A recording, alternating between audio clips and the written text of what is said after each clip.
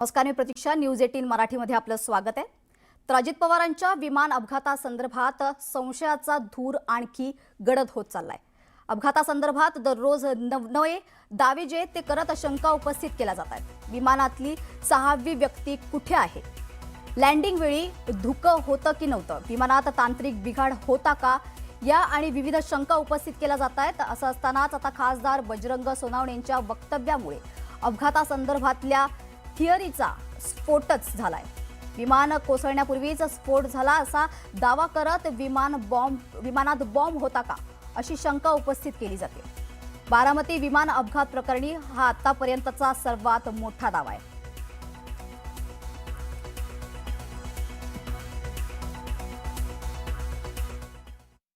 जमिनीला टच व्हायच्या अगोदरच ब्लास्ट झाले.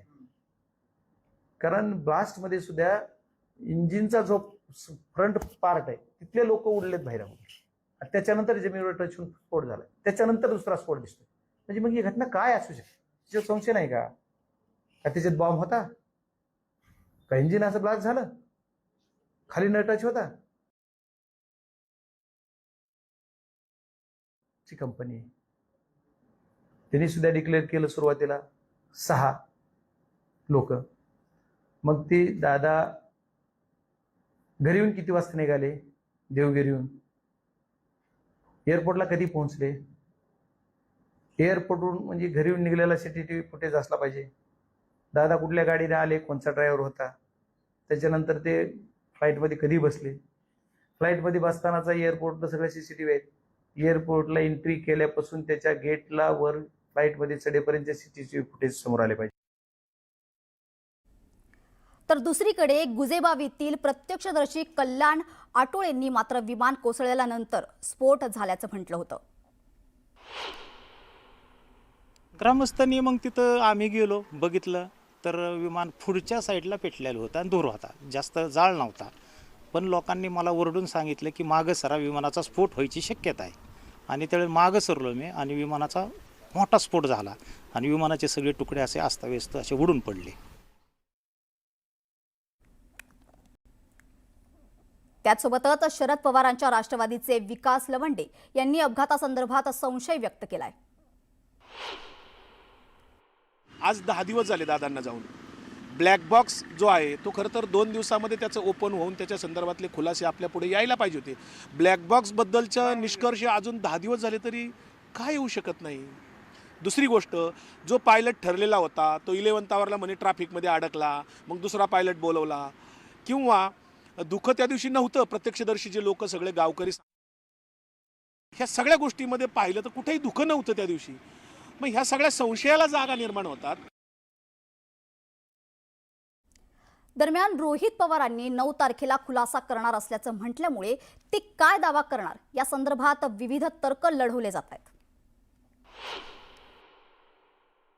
काय विमानात घडलं, कसं घडलं हे सुद्धा 9 तारखेनंतर मी स्पष्टपणे आपल्या सर्वांना त्या ठिकाणी सांगेल. जे काय आमच्यापर्यंत माहिती आली आहे, अजून काय माहिती आम्ही मागवत आहोत.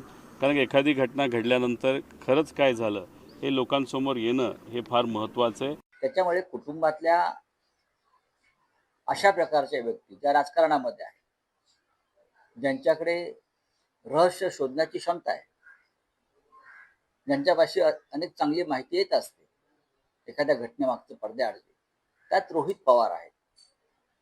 रोहित पवार जर अशा प्रकारे काही वेगळी माहिती समोर आणणार असेल तर महाराष्ट्र ती माहिती ऐकण्यास उत्सुक आहे. मी स्वतः आपल्याला काही माहिती देण्याचा प्रयत्न केला, कारण आम्ही सगळे दादांचे प्रेमी आहोत. चौकशी खूपच उच्चस्तरीय लागली आहे. त्यातून काही निष्पन्न होईल मला माहित नाही. I don't. दरम्यान एकीकडे अपघातासंदर्भात विविध शंका उपस्थित केल्या जात असतानाच अमोल मिटकरींनी पोस्ट करत विमान अपघातासंदर्भातल्या अहवालांवर टीका केली आहे.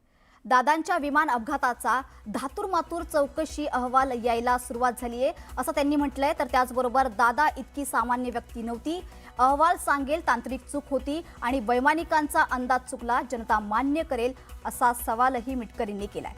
तर महाराष्ट्र पुरावा मागतोय, डीजीसीएनं विमानतळावरील सीसीटीव्ही फुटेज प्रसारित करून दादांच्या आगमनापासून विमानात बसेपर्यंत प्रत्यक्षदर्शी पुरावा सादर करावा अशी पोस्ट मिटकरींनी केली आहे. तर आदरणीय दादांच्या विमान अपघाताचा धातूरमातूर चौकशी अहवाल यायला सुरुवात झाली आहे. दादा इतकी सामान्य व्यक्ती नव्हती. अहवाल सांगेल तांत्रिक चूक होती आणि वैमानिकाचा अंदाज चुकला, जनता मान्य करेल. महाराष्ट्र पुरावा मागतोय. डीजीसीएनी विमानतळावरील सीसीटीव्ही फुटेज प्रसारित करून दादाच्या विमान आगमनापासूनचे विमानात बसेपर्यंत प्रत्यक्षदर्शी पुरावा आता सादर करावा अशी मागणी तर सध्या मिटकरी जे आहेत ते करतायत. डीजीसीएने विमानतळावरील सीसीटीव्ही फुटेज प्रसारित करून दादांच्या आगमनापासून ते विमानात बसेपर्यंत प्रत्यक्षदर्शी पुरावा सादर करावा अशी मागणी सध्या अमोल मिटकरींकडून करण्यात येते. दरम्यान हा अपघात जो आहे त्यावर अनेक संशय या ठिकाणी व्यक्त केले जात आहेत.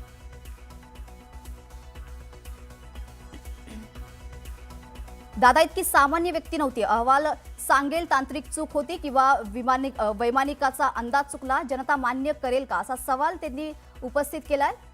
तर महाराष्ट्र पुरावा मागतोय असंही त्यांनी यावेळी म्हटलंय.